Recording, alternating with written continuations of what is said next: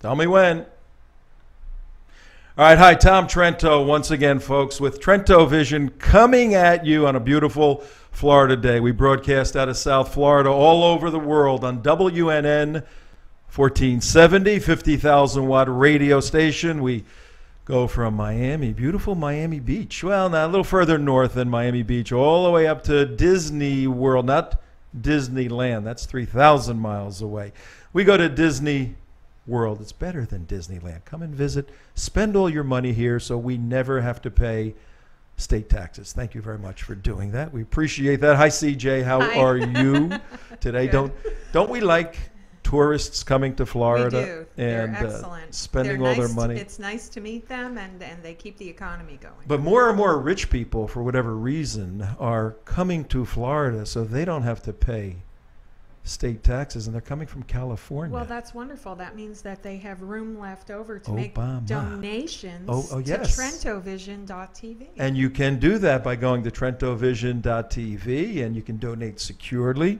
We appreciate that. That's how we keep this circus with a tent over it as we bring you national security issues, cultural issues, all things that are important to your life, your health, and in fact your faith too. That's very, very good.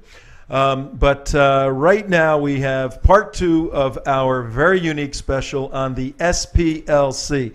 By the end of this week, we want everyone to understand what those 4 nasty letters. They're okay. An S is a nice letter, a P is a nice letter, an L is a nice letter, and a C is a nice letter. But when you put them all together, come on, class, SPLC, SPLC. When you put them all together, you got bad stuff, let me tell you. The Southern Poverty Law Center, and I don't know, we're changing the name to the Southern Filthy Rich Law Centers. Tony Perkins, the president of Family Research Council, told us yesterday they got a lot of scratch in the bank, like about $250 million. What would you do with $250 million?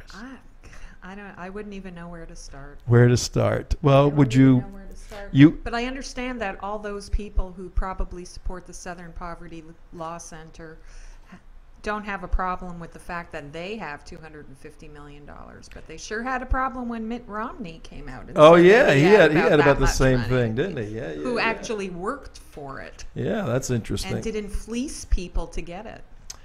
Well, our special on the Southern Poverty Law Center deals with the part 1 yesterday. Tony Perkins, president, Family Research Council, gave us a great overview, told us a little bit about their origins, late 60s, early 70s as a civil rights organization. But really, one of their founders, Mars Dees, and his very suspicious origins,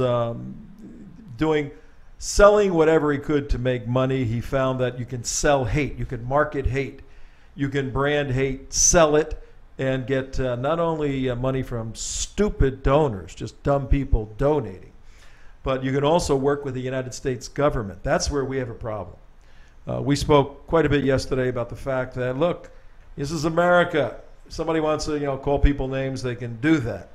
But then be recognized by the USG, the United States government, and in fact by the law enforcement agencies in the United States government. That's right, yeah.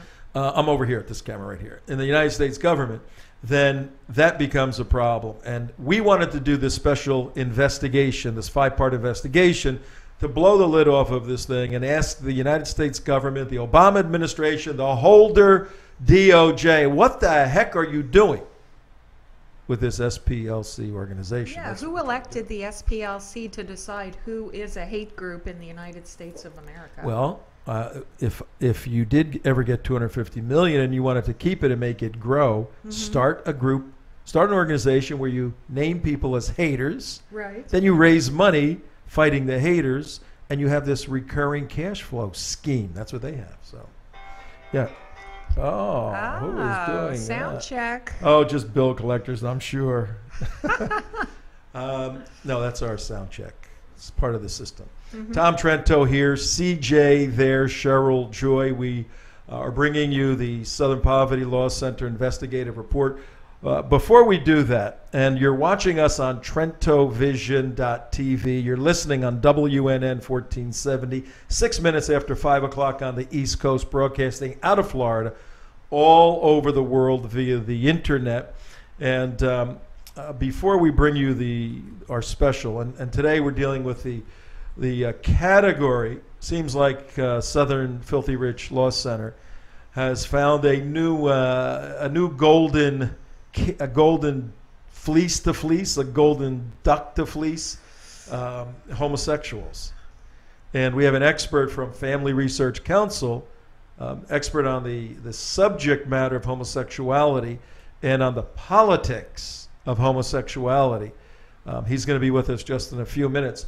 But we got to update you on the national security issues. As our viewers and listeners know, we are a national security educational organization, The United West. Our website is theunitedwest.org. Go there, you can see a whole bunch of stuff that we do. Confrontational activism against the Muslim Brotherhood, against Islamic jihad. And we defend the U.S. Constitution, defend the State of Israel, work to defeat Sharia-compliant Islam, and expose this administration, the Obama administration, on the failures, the national security failures, the inability to call Islamic jihad Islamic jihad. Yeah, well, maybe they can't string those words together because of sequestration or something. Oh, can't say as many words nowadays. So that's right. They have to economize on their words. But quickly, as an update on Islamic jihad worldwide, we got hit last Monday, Tax Day, Patriot Day, April 15, 2013. At the end of the Boston Marathon. We're all familiar with that. 2 Chechens are in, well, one is dead, one is in custody. He was read his Miranda rights. Dzhokhar was read his Miranda rights yesterday. Big controversy as to whether or not he should have been identified as an enemy combatant or a criminal. And in that, he on September 11th, 2012, Dzhokhar Sarnev became a U.S. citizen. His brother didn't. His brother was really pissed at the United States. But he became a U.S. citizen. Well, maybe he shouldn't have beat his wife up. Well, yeah, and he took a little trip to some festive areas. So more information on this. But Dzhokhar's in custody, read his rights. He will be tried as he was, I hate the term Mirandized, but he was read his Miranda rights. Miranda, I believe, was circa 64, illegal search and seizure, and illegal search as a result, Supreme Court decision. I believe the guy was George or Jorge Miranda, and the Supreme Court said, you know what, people have rights, and cops got to tell them their rights. They got to inform them of their rights. So Jorge Miranda won that case, and since that day in 64, 65, the Miranda rights are read to every citizen when they are being arrested, so they know why and what their rights are. Not just citizens. Well, non-citizens? I don't know if non-citizens. Yeah, everybody stopped. I'd have to check that out. Well, that's an interesting issue. But so if you're a non-citizen, 1966. 66, okay, yeah. Yeah, that's pretty funny. What did he say? He says if you're not a citizen, you just get released. You just get released. Like into fishing. the general population. Yeah. Catch and release. Catch and release program, like fishing. Yeah, exactly. All right, but here's what we have on the jihad. We have the Boston issue, and then yesterday, our friends up north in Canada, they had a little run-in with AQ. This is AQ Iran. And all the very wise leftist pundits on the news last night are going, oh, Al-Qaeda is Sunni Muslims. They don't get along with Shia Iranians. This is how little the national security experts know regarding Islamic jihad. Folks, AQ, Al-Qaeda, has joined with Iran for a while. They put aside who the heck the prophet is and where he came from and all of that stuff to kill Jews and Christians and Westerners. Very simple calculus. Very simple. Then once they've done that, then they'll settle up with each other. They'll kill each other once they've killed us. That's how that works.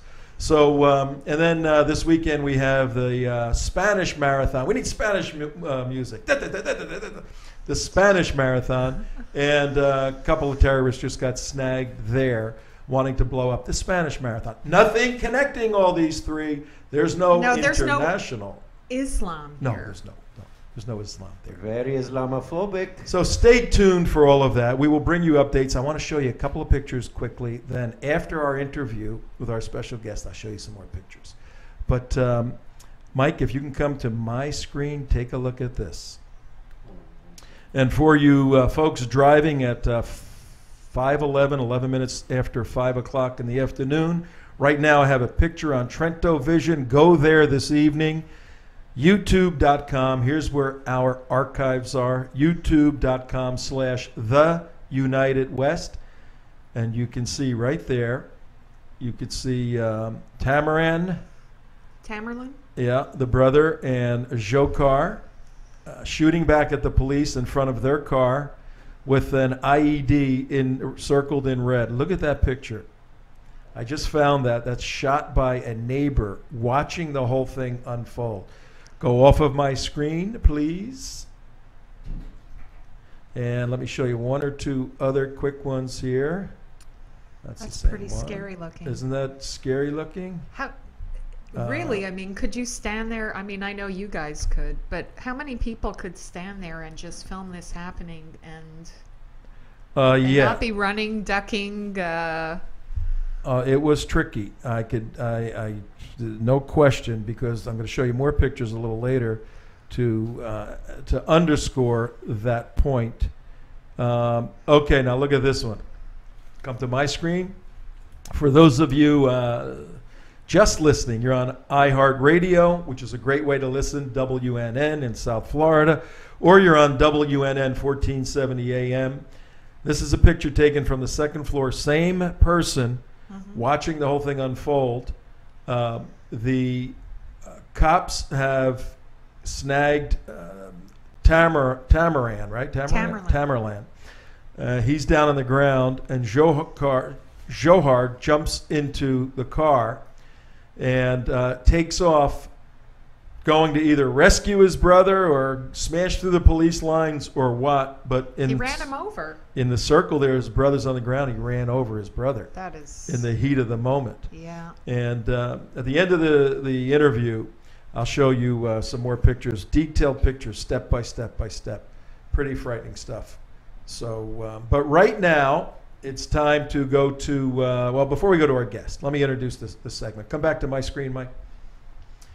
The United West, TrentoVision, we're doing a special 5-part investigation. This is the email we send out each day. Today's Tuesday, part 2, April 23, 2013, 5 to 6 p.m. is our show.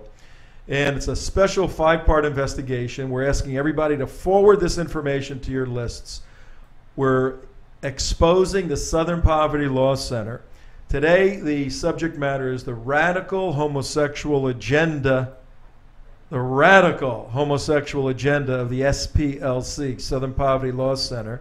And there's their goofy-looking senior fellow, Mark Potok. Yeah, he's the one we were He's talking the one about you the saw. other day. Yeah. He jumped to conclusions about the Boston bombers. They were Yeah. right-wing fanatics, all of this nonsense. And there's our special guest, whom you will see in a moment, Peter Sprigg. He will be with us, senior fellow for policy studies at Family Research Council. And there's Floyd Corkins. He is the homosexual activist that tried to kill Tony Perkins and 14 others. and 14 others, and maybe Peter Sprigg if he were to have been in the building. Breaking news, though, folks.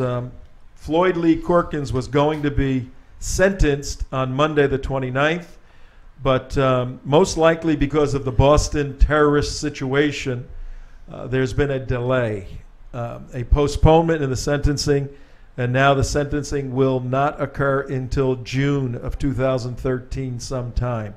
So we are disappointed.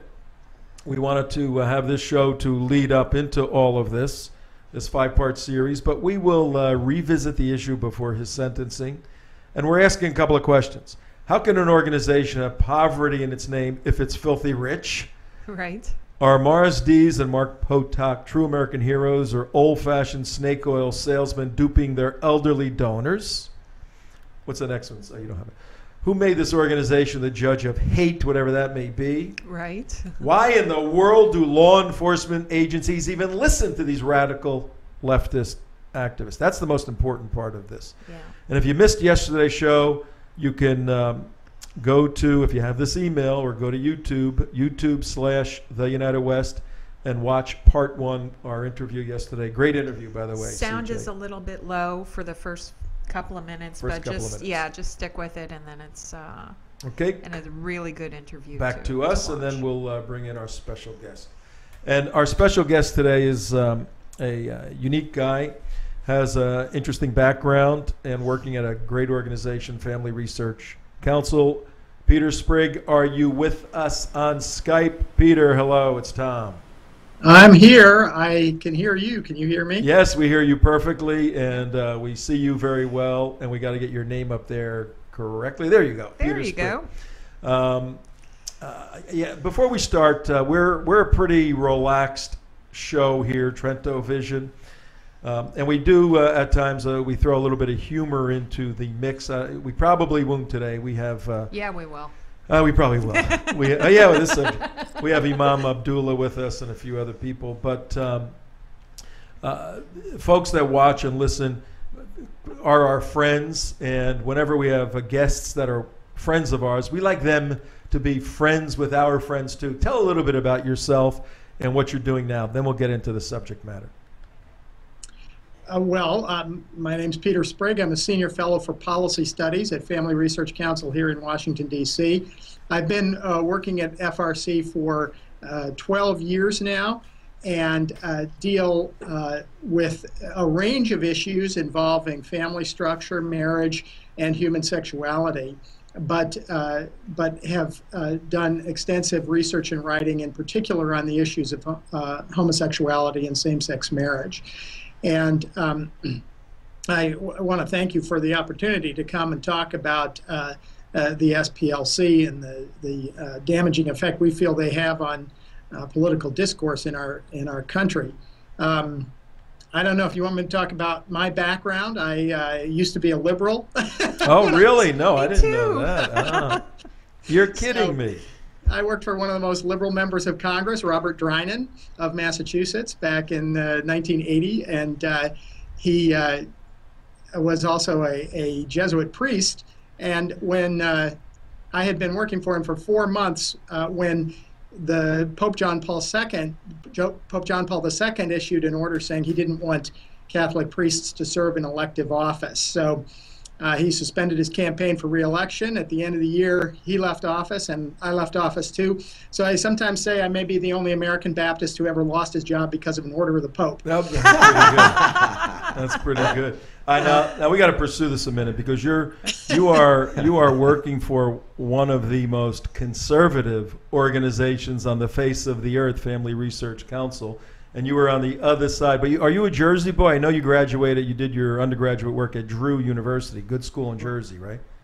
Well, I actually moved around a lot growing up. I was born in New York City, and I lived in New York, Montana, Pennsylvania, and Massachusetts.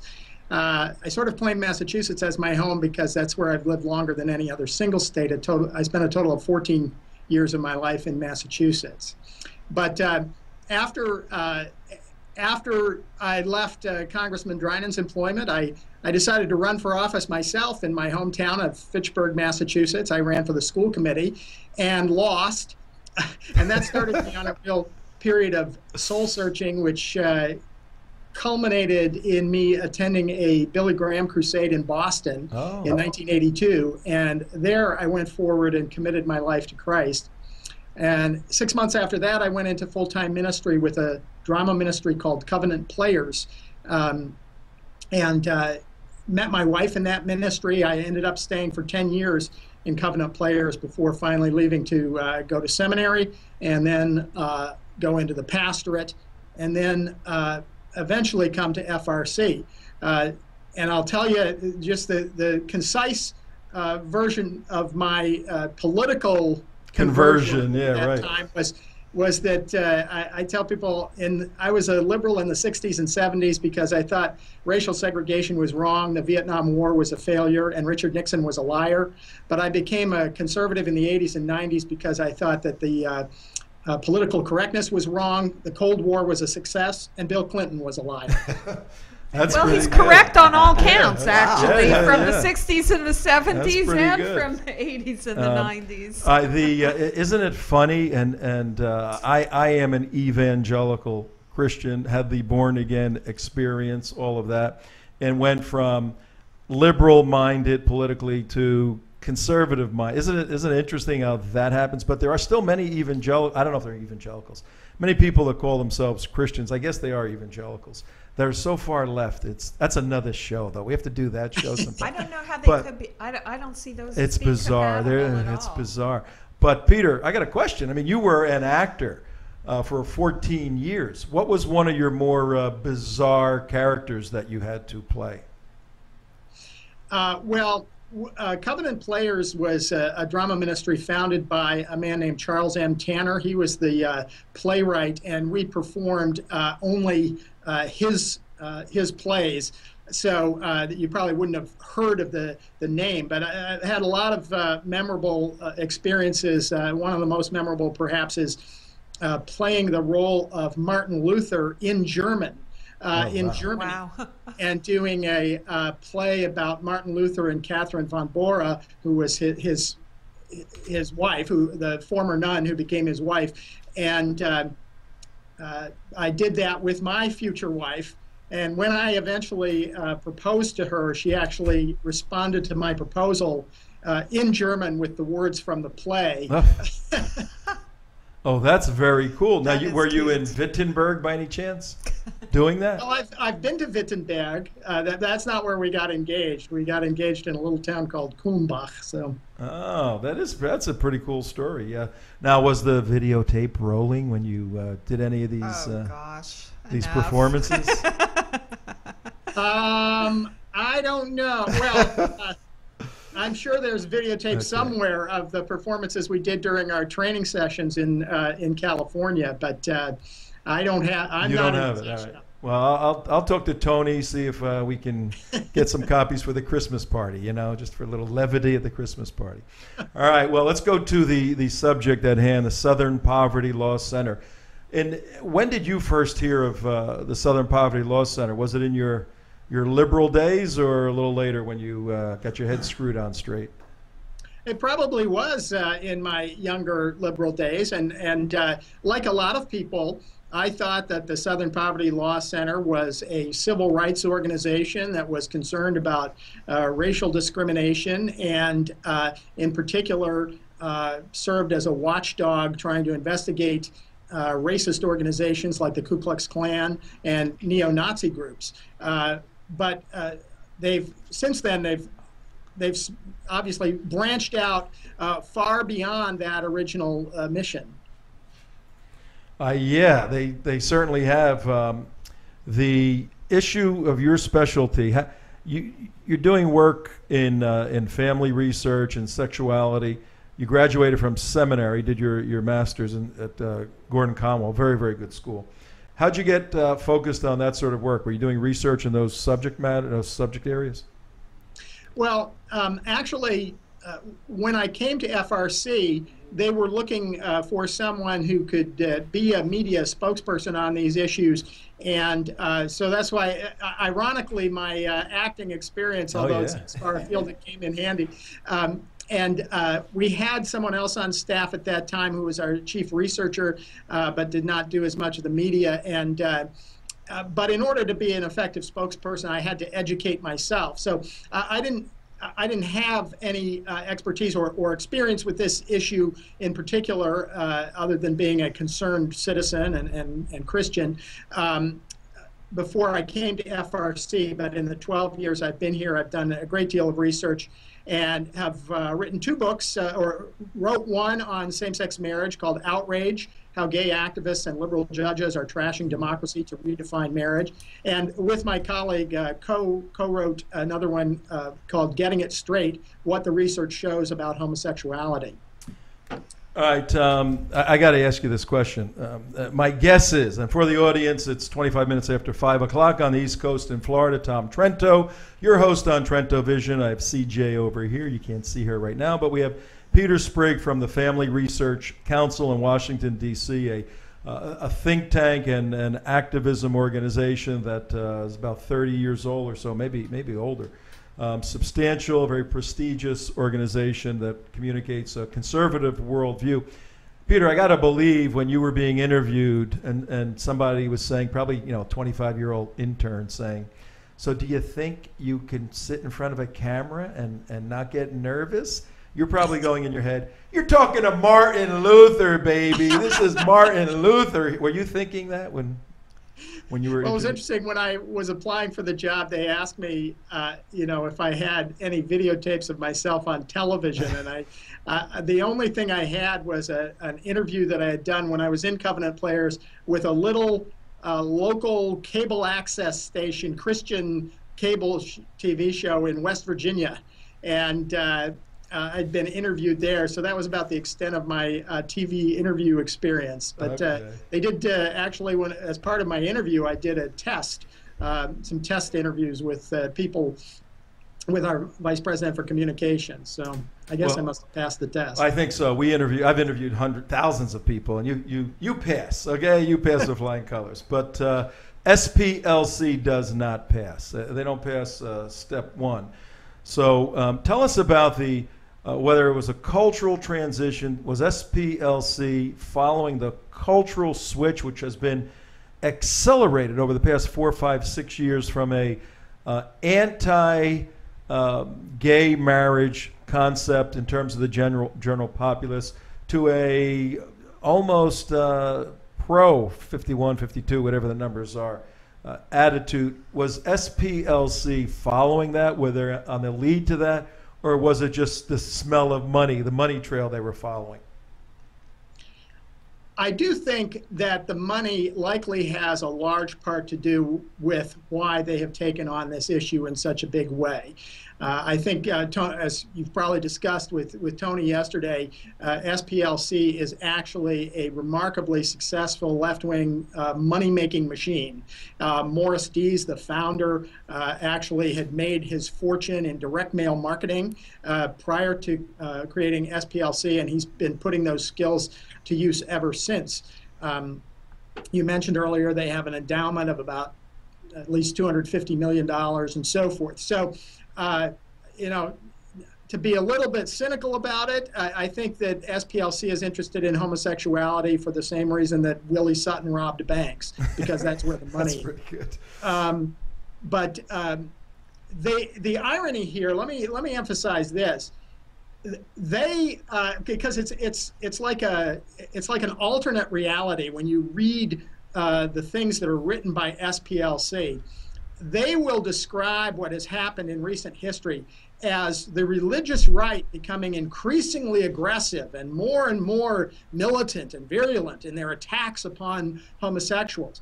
The reality is the exact opposite. It's the opposite. It is the homosexual movement that has become more and more militant, more virulent, and more aggressive in their attacks upon traditional moral values and upon the traditional view that homosexual conduct is wrong. And we have simply been defending the traditional view, defending what we believe is the truth about the harms of homosexuality as well. So we are certainly not the aggressors in this debate. It is the homosexual activists who are the aggressors, seeking to force society. And let me say this, we're way past the point of tolerance now.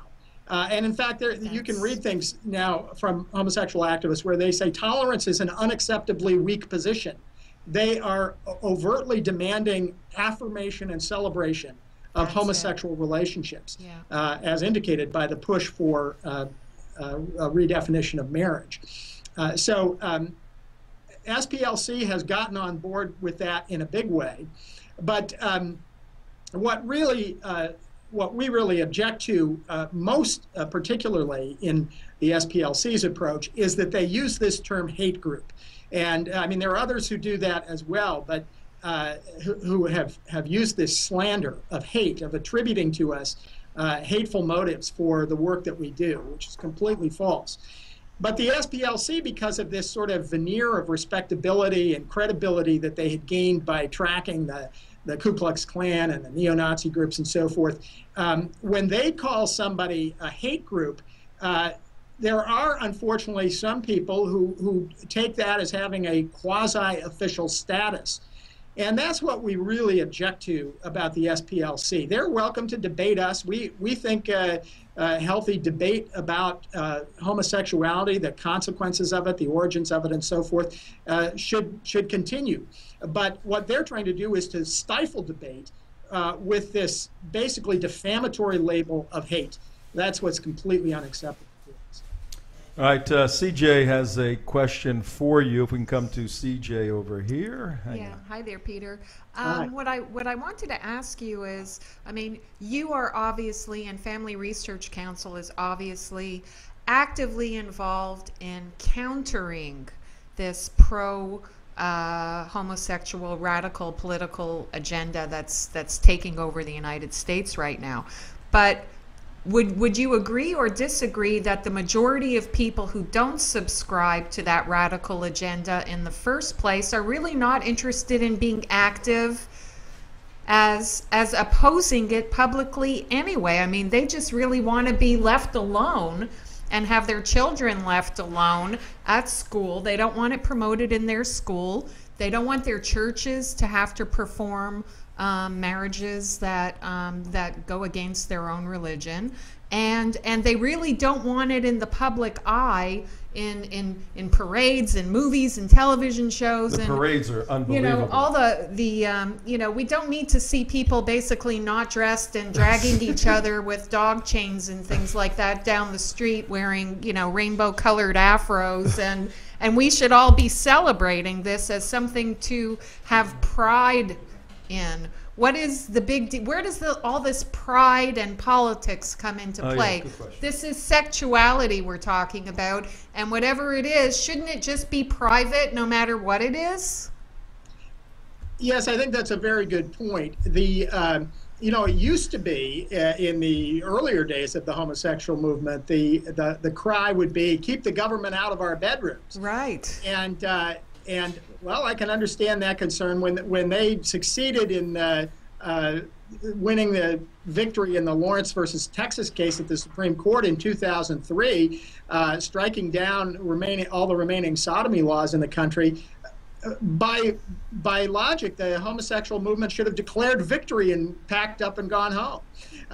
But they weren't content with that. They're not content with getting the government out of their bedroom. And now, ironically, in seeking to redefine marriage, they're actually insisting that the government come into their bedroom and actively affirm and subsidize what they do in their bedroom. Exactly. So I do think that the average American really does not spend most of their time, thinking about homosexuals and homosexuality, but they don't want to have it shoved in their face. In their face. And that's what we see happening. I want people to understand the ultimate goal of the homosexual movement. I've sort of gradually come to the conclusion that their goal is not just to be left alone. And it's not just to have, a package of legal rights and benefits.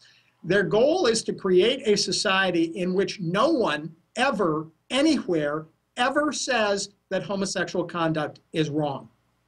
And they will not be satisfied until they have silenced every voice that says that there is anything morally wrong or practically, medically harmful or in any way unnatural about engaging in homosexual relationships.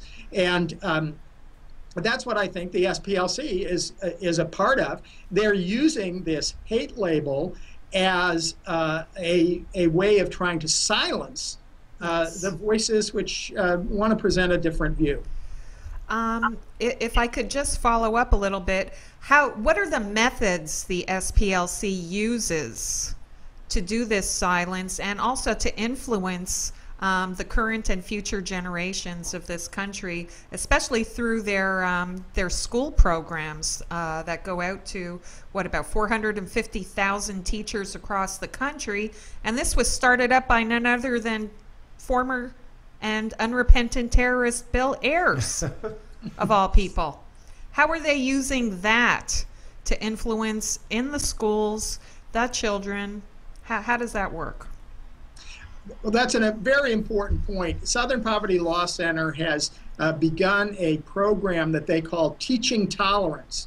And it includes entire curricula and notes for teachers, for school administrators, and so forth. And they do address a variety of, forms of diversity, multiculturalism, and so forth, but very much include acceptance of homosexuality and also transgenderism in that program, the Teaching Tolerance program.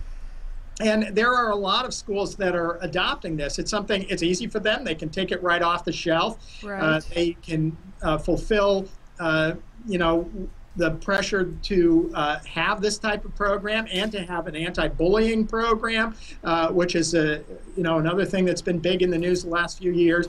And people don't understand that the Southern Poverty Law Center is not a neutral or objective arbiter on these issues.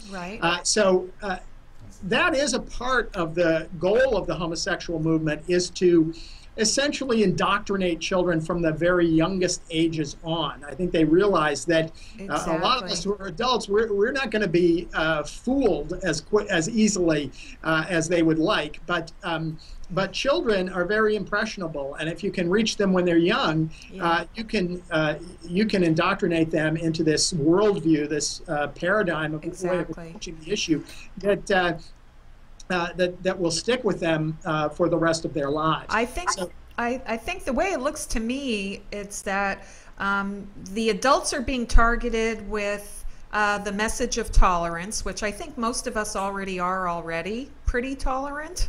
But I think when it comes to the kids, I think it's more, it looks to me like it's more in the direction of a direct promotion of a lifestyle, of an alternative lifestyle. By the SPLC? I don't think it's just that kids should be tolerant of adults who have alternative lifestyles. I think this is turning into actual promotion of and celebration of alternative lifestyles to children, so that they grow up and pretty much they are not interested in traditional Judeo-Christian American values at all. They're not learning it in their civics classes, and now they're not, and now they're being culturally indoctrinated into anti-family lifestyles. So these kids, when they grow up, they're teenagers, they're young adults, they're not going to be interested in traditional marriage and starting families and everything else, because they've already been indoctrinated since kindergarten to eschew that lifestyle. Peter, your thoughts on that?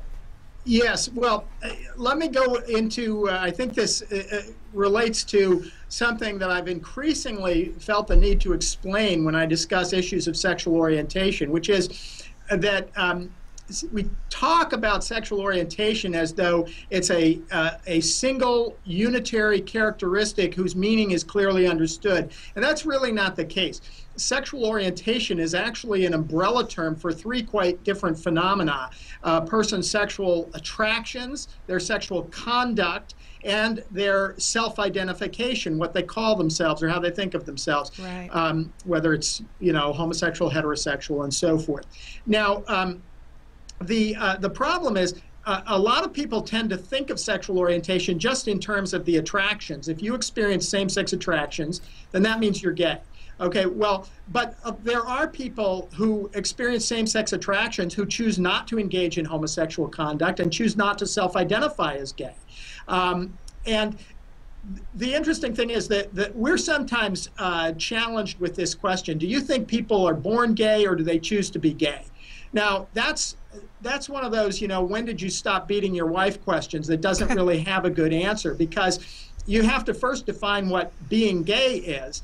And if you're talking about a person's sexual attractions, I don't believe people choose to experience same-sex sexual attractions, but they clearly do choose what to do with those attractions. They choose whether to engage in homosexual conduct, and they choose whether to publicly self-identify as gay.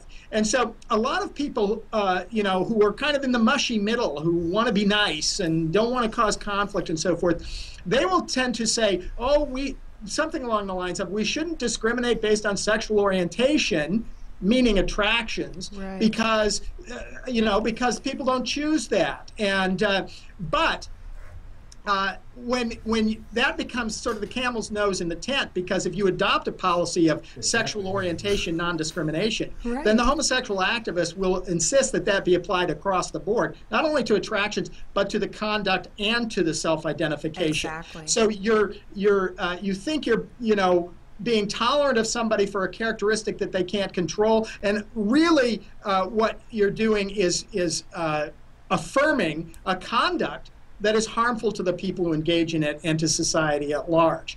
Now, I want to come back to that question about born gay or choosing to be gay. Just because people don't choose same-sex attractions does not mean that they're born with them either, though. I think the best evidence indicates that they develop as the result of developmental forces in childhood rather than as a result of any biological or genetic characteristic. But this is where the homosexual movement has become very skilled with this sort of bait and switch, if you will, about attractions and conduct. And they present homosexuality as an identity. If you criticize homosexuality, you are criticizing someone for, quote unquote, who they are. Whereas our approach is, we approach it from what I call the homosexual conduct paradigm. To us, homosexuality is a conduct. It's a conduct that's harmful and that people should abstain from. So that's part of the reason why, in a sense, that sometimes this debate is just, in a sense, we're talking past each other. But I think the other side is not, it's not a lack of understanding. It's a deliberate tactic in order to try to get their nose in the tent. There's so many ways to go with this, Peter. This is Tom talking. And it's very important for the audience, our listeners and viewers, to know at 42 minutes past 5 o'clock on the East Coast in Florida, we have Peter Sprigg with us from the Family Research Council. He's a fellow policy studies on family matters, sexuality. We're discussing the issue of homosexuality, but not in and of itself. We're discussing it as it relates to its front group, its political locomotive, if you will, the Southern Poverty Law Center. Southern Poverty Law Center has gotten its hands around this morphing movement, and I've watched it for 30 years. I've been in San Francisco on the Gay Pride Day. Talk about some crazy stuff. Yeah. And the Southern Poverty Law Center, which is a danger to conservatives throughout America, particularly as it relates to the U.S. government now, does work for the government, and in education, they have managed to wrap their tentacles around the movement. The movement's only happy to welcome a prestigious civil rights organization like this, and we have a Faustian deal here between the two. So we've got to keep in front of everybody. We're not critiquing per se homosexuality on today's show, because that would be fascinating to do that. Yeah, I wouldn't even want to do that, actually. one of the guys just gave me a note here in the studio. What about the effect of gay adoption on kids? Well, that's part of the education, the re-education process. And it looks like the left, particularly the Democratic Party, is pushing gay rights. And I read a recent study. I don't know if it's scientific or not, Peter. You're the expert on this, but you can tell me if this study I'm going to quickly tell you has any scientific merit to it. Somebody told me, look, why don't we all take a step back, let men marry men, let women marry women. In 2 or 3 generations, there'll be no more Democrats, and the world will be a better place. Is that a real-life study? I'm not familiar with the particular study you're talking about, although I read something similar somewhat along those lines once about abortion, about population okay. and the demographics of population in the future. And this is a secular, not a Christian writer, Philip Longman, wrote a book called The Empty Cradle, I believe. And he said, when you have these trends, he said you will have either an extinction or an evolution. And his concept of what might evolve in the human race is that the fact that the secularists are the ones who have fewer children, and whereas it's religious people who tend to have the most children. And so he was suggesting that the human race may evolve into being more religious because of our reproductive patterns. So I don't, that's interesting from a what would that be, a psychological point of view, or actually a physical point of view. But in terms of theological point of view, we need people of faith. We need Jews and Christians, the Judeo-Christian worldview. You know, we can obviously discuss all of this in a postmodern society now, where we've cut the anchor of the Hebrew Bible, the New Testament, as a guidebook, the Ten Commandments minimally as a guidebook for life, and we look at the rules of God and say, hey, that's the old way of looking at things. So we can approach this issue this way also. But from the issue today in front of us is SPLC. Have you dealt with any of them, or do you know in any way, shape, or form if they have any attachment to any legitimate theological organization or belief system at Southern Poverty Law Center? I don't think that they take necessarily a theological approach to it. Now, it's interesting. They insist that they are not attacking, this hate group label is not applied to FRC or to other groups simply because we have theologically opposed homosexuality or because we oppose same-sex marriage. It's because they claim that we put out false information, what they call demonizing propaganda about homosexuals. Now, what actually the problem is if we based our arguments at Family Research Council only on theology, it would be easier for people to dismiss us and say, well, yeah, you're entitled to your opinion, but, you know, we have separation of church and state in this country, and so you can't impose your theology on the law, so therefore, you know, take a hike. And they'd be fine with that. It appears the Southern Poverty Law Center would be fine with that if we limited ourselves to theological arguments, which they could then simply dismiss. What upsets them is the fact that we make scientific arguments and sociological arguments and psychological arguments and medical arguments that show that homosexual conduct is objectively harmful to the people who engage in it and to society at large. That's what they don't like. Because we are making a claim, a truth claim that is accessible to people of any faith or of no faith. And they want to, they would love to be able to marginalize us as being only a religious organization, but in the case of FRC, they're not able to do that. Although, we're not ashamed of our faith commitments, but the research we publish is serious academic scientific research, and so that's the interesting thing, is that they claim that they're not. It's not because of our religious views. It's not just because we oppose same-sex marriage. It's because we say things that are false. Actually, what we're saying are inconvenient truths that they don't Inconvenient like. Truths. That's very good. CJ's got a point here. Yeah. Hey, Peter, we got a few minutes left, and we want to get a couple things covered here. And this has been very good. We're going to have to continue it with you at some other point, but this is a good introduction to SPLC and homosexuality. What do you have, CJ? Yeah, I wanted to get to the point you were bringing up about how the SPLC and the left are so concerned about the separation of church and state. But it seems to me that this agenda that they're promoting is putting the state into the church. Yeah, exactly. Yeah. Is it not? Shouldn't they be protecting your right in your church not to go against your own religious values? you would think that given the fact that the religious liberty is our first freedom, the first freedom mentioned in the First Amendment to the Constitution, that should be an area where we would have common ground in protecting religious freedom for people regardless of their views. But SPLC does not seem to have that viewpoint in a lot of the homosexual movement. There's a famous quote from Kai Feldblum, a lesbian Georgetown Law School professor who was appointed by President Obama to serve on the Equal Employment Opportunity Commission, and she's more candid, shall we say, than a lot of homosexual activists. And she's actually said once, when there's conflict between sexual liberty and religious liberty, I have a hard time thinking of any situation in which religious liberty should win. Okay. And that's that postmodern approach to life. Sure, of course. Yeah, and of course, ignoring the fact that the very simple fact, religious liberty is enshrined in the Constitution of our nation. Sexual liberty is not.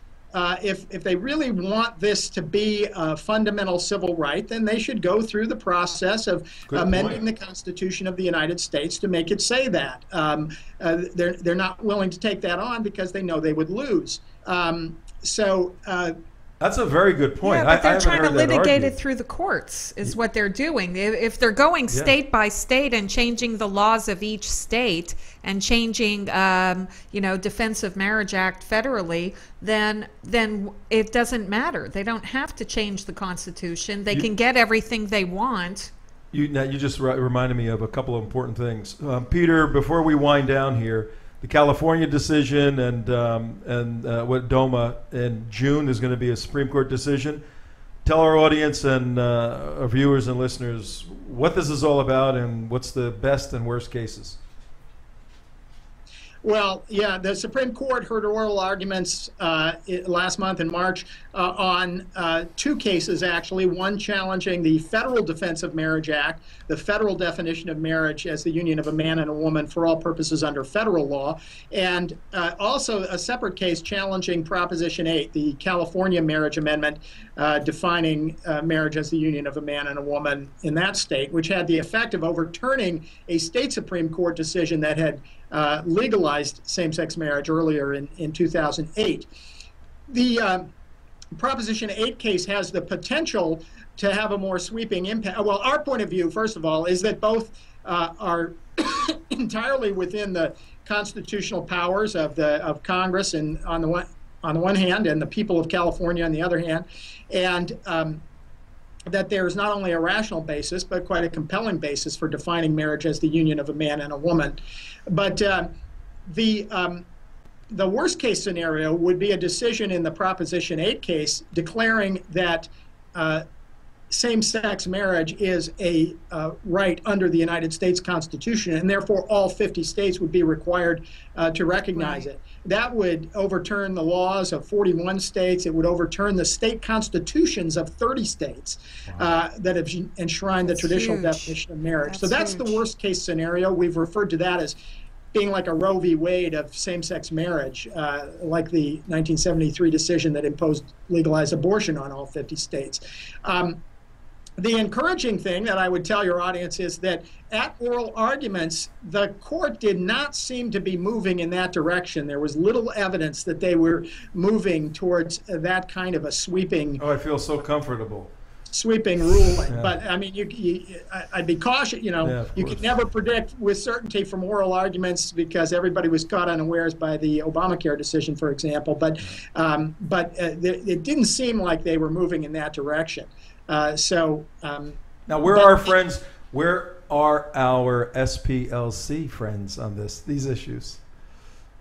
Well, I think that I don't know that they are necessarily explicitly getting involved in the same-sex marriage debate per se, but it's ironic because with their hate group labeling and so forth, what they're effectively trying to do is and again, they don't say this explicitly, but they sort of tie in with the work of other homosexual groups like the Gay and Lesbian Alliance Against Defamation. They're trying to get the national media not to look to us for for an opinion on this. They're trying to basically blacklist us and black us out from the national media as these debates go on, by saying this is a hate group, so you shouldn't call on them. Oh, Right, interesting. right. Yeah. I think that's a large Right. part of the goal here. You know, the media Discredit you and shut you up. the media 30 years ago, when you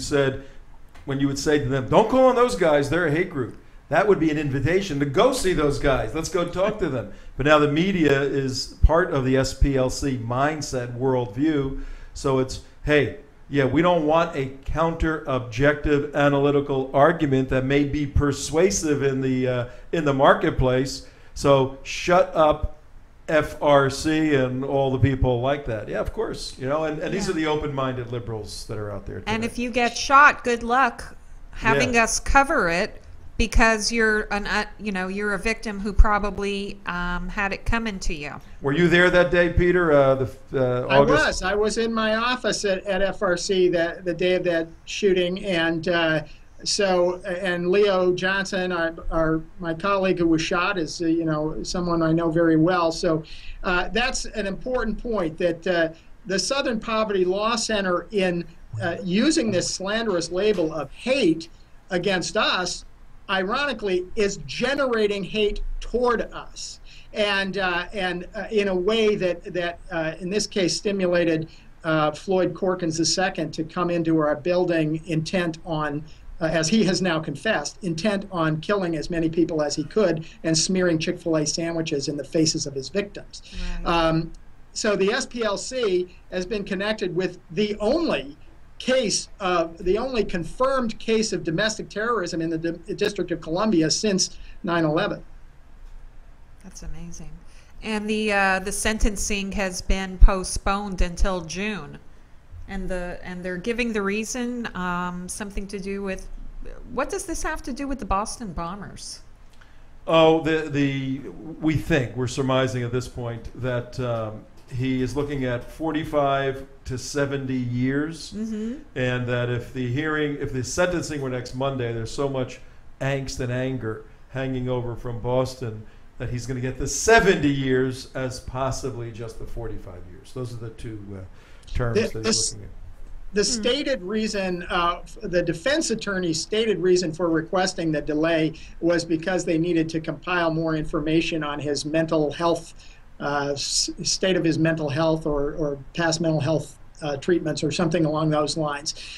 So that was the stated reason there, but there is suspicion that it may have to do with the Boston. Yeah. And it's kind of wise too. I mean, if you're a defense attorney, you don't want your guy coming up for sentencing 2 weeks to the day after the second greatest attacks, the first greatest attack, successful attack since 9/11. All right, Peter, we're going to have to let you go.